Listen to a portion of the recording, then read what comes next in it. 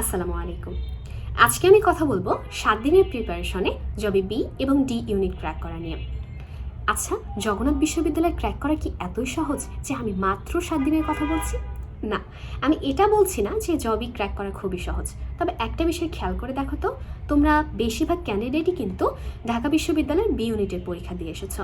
অনেকেই জাবিতে পরীক্ষা দেবে, রাবি, ছবি বা অন্যান্য ইউনিভার্সিটির কথা আমি যদি বলি। আলটিমেটলি ব্যাপারটা কি দাঁড়াচ্ছে, তোমরা বাংলা, ইংরেজি এবং জিকের জন্য পরীক্ষা দিচ্ছ। হ্যাঁ, আমি স্বীকার করছি কিছু কিছু ক্ষেত্রে ব্যতিক্রম আছে, যেমন তোমার জবির লিখিত এবং ঢাবির লিখিততে অনেক ফারাক আছে। জবির ক্ষেত্রে আইকিউ আছে, ঢাবির ক্ষেত্রে ছিল না। তারপর হচ্ছে জবির ক্ষেত্রে যেগুলো লেস ইম্পর্টেন্ট, ঢাবির ক্ষেত্রে হয়তো বা সেগুলো মোস্ট ইম্পর্টেন্ট ছিল। কিন্তু বেশিরভাগ ক্ষেত্রে দেখো, তোমার বেসিক ক্লিয়ার করা আছে, তুমি অনেক কিছুই প্র্যাকটিস করেছো, তারপর হচ্ছে পরীক্ষা দিয়েছো, অনেক চেষ্টা করেছো, টপিকসগুলো কাভার করেছো। হয়তো বা নতুন কিছু টপিকস আছে যেগুলো তোমাকে নতুন করে পড়তে হবে। এমনও হতে পারে যে সেই সব টপিক্সের বেসিক তোমার অনেক আগে থেকে কাভার করা আছে, এখন শুধু একটু খুঁটিয়ে খুঁটিয়ে পড়তে হবে। তোমার প্রিপারেশন যদি একটু গোছানো হয়, আল্লাহ যদি চায়, তুমি যদি ভালোভাবে চেষ্টা করো, পরিশ্রম করো, ইনশাআল্লাহ তোমার চান্স হয়ে যাবে। প্রথম কথাটাই হচ্ছে তোমাকে প্রশ্ন ব্যাংক সলভ করতে হবে। প্রশ্ন ব্যাংক কোথায় পাবে? গুগলে যাবে, সার্চ করবে জবে বি এবং ডি ইউনিট এর প্রশ্ন ব্যাংকের পিডিএফ। তো আমি এভাবেই পেয়েছি, আমার কাছে আসলে প্রশ্ন ব্যাংক নেই। তো দেখবে যে অনেক ওয়েবসাইট চলে আসছে এবং সেই ওয়েবসাইটগুলোর মধ্যে যেখানে আর কি পাওয়া যাচ্ছে সেখান থেকে পিডিএফ ডাউনলোড করে নেবে। তো প্রশ্ন ব্যাংক কীভাবে সলভ করবে? প্রথমে টাইমার অন করবে, উত্তর দেখবে না, তারপর সলভ করতে বসবে। দেখবে যে কতক্ষণের মধ্যে তুমি আসলে সবগুলো সলভ করতে পারছো। দেখবে অনেক কিছুই ভুল হচ্ছে, অনেক কিছুই তুমি পারছো না। অ্যানালাইসিস করবে তুমি কেন পারছো না, কেন তোমার ভুল হচ্ছে। এই টপিকসগুলো কি তুমি আগে পড়োনি, নাকি হচ্ছে তোমার বেসিকে সমস্যা আছে? এই জিনিসগুলো দেখলে তুমি বুঝতে পারবে তোমার প্রিপারেশন এখন কত দূর।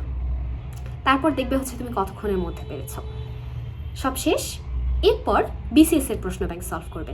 আমি যখন একজন মেডিকেল অ্যাসপিরেন্ট ছিলাম, আমি বলতে পারো যে দশম বিসিএস থেকে মেবি শেষ পর্যন্ত প্রত্যেকটা প্রশ্ন, ওটাকে আমাদের ভাষায় জানি কি বলে, চকচকা ঝকঝকা করেছিলাম। তো তোমাদের যদি কাভার করা থাকে খুবই ভালো, আর কাভার করা না থাকলে একটু একটু করে পড়ে ফেলো, যতটুকু পর্যন্ত কাভার করতে পারো। এরপর কি? এরপর হচ্ছে বাংলা প্রথম পত্র। বাংলা প্রথম পত্রের ক্ষেত্রে তোমরা গদ্য এবং পদ্যের প্রত্যেকটা লাইন বুঝে বুঝে পড়বে। হ্যাঁ, আমি জানি প্রত্যেকটা লাইন বুঝে বুঝে পড়তে হয় না, কিন্তু ধরো হচ্ছে আমি যদি একটা কবিতার কথা বলি, পরের কারণে স্বার্থ দিয়ে বলি এ জীবন মন সকলে দাও, এটার মানেই তুমি বোঝো না। তোমার লিখিততে চলে আসলে তুমি আসলে কী লিখবে আমাকে বলো তো? এজন্য যেগুলো আসলে বুঝে পড়ার মতো ভালোভাবে ধরে ধরে বুঝে পড়বে। ঢাবির ক্ষেত্রে তোমাকে কিন্তু লেখক পরিচিতিতে সেরকম একটা গুরুত্ব দিতে হয়নি, কিন্তু এখানে লেখক পরিচিতি খুবই ভালো করে পড়তে হবে। এরপর আসি বাংলা দ্বিতীয় পত্রের ক্ষেত্রে। বাংলা দ্বিতীয় পত্রের ক্ষেত্রে আমি কিছু টপিক্সের নাম উল্লেখ করে দিচ্ছি। উপসর্গ, নত্যসত্ত্ব বিধান, সংখ্যাবাচক শব্দ, প্রকৃতি ও প্রত্যয়, কারক, বানান, পদ প্রকরণ, সন্ধি, বাংলা ব্যাকরণের আলোচ্য বিষয়, সমাস, লিঙ্গ, বচন, উচ্চারণ। তারপর বিরোচনের কথা যদি বলি, এক কথায় প্রকাশ, প্রবাদ প্রবচন, সমার্থক শব্দ, শব্দার্থ, আর হচ্ছে শব্দচয়ন। এখানেই কি শেষ? না।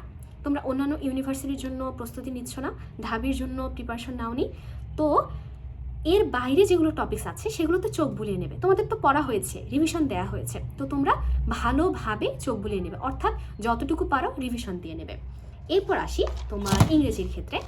ইংরেজির ক্ষেত্রে তোমার দ্বিতীয় পত্রের কথা যদি বলি, tense, narration, sentence correction, types of sentence based on structure, parts of speech, voice, verbals, clause identification, আর হচ্ছে মডেল অক্সিলারি। বাংলা ব্যাকরণের কথা আমি যেটা বলেছি যে ঢাবির জন্য যেগুলো পড়েছো, তারপর হচ্ছে অন্যান্য ইউনিভার্সিটির জন্য পড়ছো। ইংরেজির ক্ষেত্রেও সেম, তোমরা আগে যতটুকু পড়েছো, যেগুলো সবসময় ভুল হতো, দেখা যেত দাগানোর ক্ষেত্রে আমার এই জিনিসটা খুব হতো, একটা জিনিস বারবার ভুল করি, এজন্য আমি লাল কালি দিয়ে বা নীল কালি দিয়ে সুন্দর মতো দাগিয়ে রাখতাম। তো ওই জিনিসগুলো দেখবে, তারপর হচ্ছে তোমার যেগুলো মনে থাকতো না সেগুলো দেখবে। তো এইভাবে আসলে যেগুলো বাড়তি টপিকস আছে সেগুলো প্র্যাকটিস। এরপর যদি আমি তোমাদেরকে ভোকেবের কথা বলি, ফার্স্টেই হচ্ছে সিনোনিম, অ্যান্টোনিম খুব ভালো করে পড়বে। তারপর হচ্ছে ওয়ার্ড মিনিং পড়বে, অর্থাৎ হচ্ছে নতুন করে কিছু ভোকাবুলারি জানার চেষ্টা করবে। মানে নতুন করে বলতে বোঝাচ্ছি যে তোমার যেগুলো ইম্পর্টেন্ট, যেগুলো হচ্ছে তোমার ফ্রি হ্যান্ড রাইটিং স্কিলের ক্ষেত্রে কাজে লাগবে, এরকম কিছু তোমার হচ্ছে ভোকাবুলারি তুমি আয়ত্তে আনার চেষ্টা করবে। তারপর হচ্ছে idioms and phrases, one word substitution, তারপর হচ্ছে তোমার অ্যাপ্রোপ্রিয়েট প্রিপোজিশন। জিকের ক্ষেত্রে কয়টা পার্ট থাকে? প্রথম পার্টটা হচ্ছে বাংলাদেশ পার্ট। বাংলাদেশ বিষয়াবলীর ক্ষেত্রে তোমার ঢাবির জন্য যতটুকু পড়েছো না অতটুকুই, নতুন করে কিছু পড়তে যেও না। তারপর হচ্ছে আন্তর্জাতিক বিষয়াবলীর ক্ষেত্রে সাম্প্রতিক যেগুলো আছে খুব ভালো করে। এরপর মুক্তিযুদ্ধ পার্টটা রিভিশন করবে। আর আইকিউ এর কথা আমি যদি বলি, আইকিউ এর জন্য দেখবা যে যদি ওয়ান শট ক্লাস পাও বা হচ্ছে তোমাদের কাছে বই থাকে, সেখান থেকে তোমরা আইকিউ সলভ করে ফেলবে। এবার আসি, আলাদা আলাদা পাস কি আছে? না, আলাদা আলাদা পাস নেই। নেগেটিভ মার্কিং কি আছে? নেগেটিভ মার্কিং নেই তোমাদের জন্য, কিন্তু এটা বলতে পারো যে একটা সুবর্ণ সুযোগ। এবার আসি লিখিতের ক্ষেত্রে। লিখিতের ক্ষেত্রে বাংলার কথা যদি প্রথমে বলি, বাংলা ব্যাকরণের কিছু টপিকস থেকে প্রশ্ন চলে আসতে পারে। এক্ষেত্রে তোমরা কি করবে? এক্ষেত্রে হচ্ছে যেমন বানানের কথা যদি বলি, বানান তোমরা এসএসসিতে পড়েছো না, যতটুকু হচ্ছে তোমার যে গাইড বই আছে, গাইড বইয়ে দেখবে যে বানান সম্পর্কে কিছু প্রশ্ন আছে, ওই প্রশ্নগুলো পড়ে ফেলবে। উচ্চারণ সম্পর্কে কিছু প্রশ্ন আছে, ওই প্রশ্নগুলো পড়ে ফেলবে। আবার তোমার বাক্য শুদ্ধিকরণ, পদ প্রকরণ থেকে প্রশ্ন চলে আসতে পারে।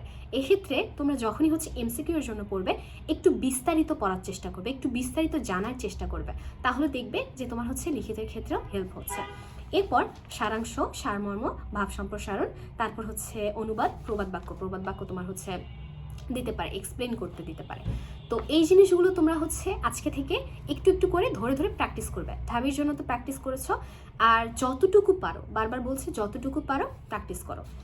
এখন ইংরেজির কথা আমি যদি বলি, সেন্টেন্স এক্সপ্লানেশন পয়েম বা প্রভার্ব থেকে আসতে পারে, paragraph, summary, sentence making, translation, punctuation, fill in the blanks, তারপর হচ্ছে জিকে এর সাথে সম্পর্কিত তথ্য, এটা হতে পারে ইন্টারন্যাশনাল, এটা হতে পারে বাংলাদেশের সাথে সম্পর্কিত।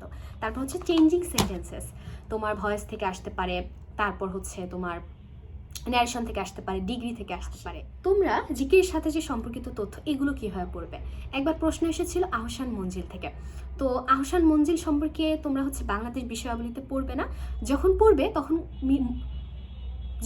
তখন মেইন পয়েন্টগুলো ধরে ধরে পড়ার চেষ্টা করবে, যাতে তোমার প্রশ্ন আসলে তুমি হচ্ছে লিখিততে সুন্দর মতো লাইন অনুসারে সাজিয়ে সাজিয়ে লিখতে পারো। আবার ইন্টারন্যাশনাল যে বিষয়গুলো আছে সেগুলো যখন পড়বে, বিস্তারিত একটু জানার চেষ্টা করবে, আর হচ্ছে পয়েন্টগুলো ধরে ধরে পড়বে, তাহলে দেখবে যে মাথায় পয়েন্ট থাকলেই তোমরা সুন্দর মতো সাজিয়ে গুছিয়ে লিখতে পারো। প্যারাগ্রাফের কথা আমি যদি বলি, ফ্রি হ্যান্ড রাইটিং স্কিল, এছাড়া আসলে কোনো কিছু। ইএফটি বইয়ের মধ্যে যতগুলো তোমার হচ্ছে পোয়েম আছে, প্রত্যেকটার বলতে পারো যে মূল ভাব ভালো করে, আর হচ্ছে তোমার পোয়েমগুলো ধরে ধরে, মানে প্রত্যেকটা লাইন ধরে ধরে পড়বে, কি কি আসলে বোঝালো।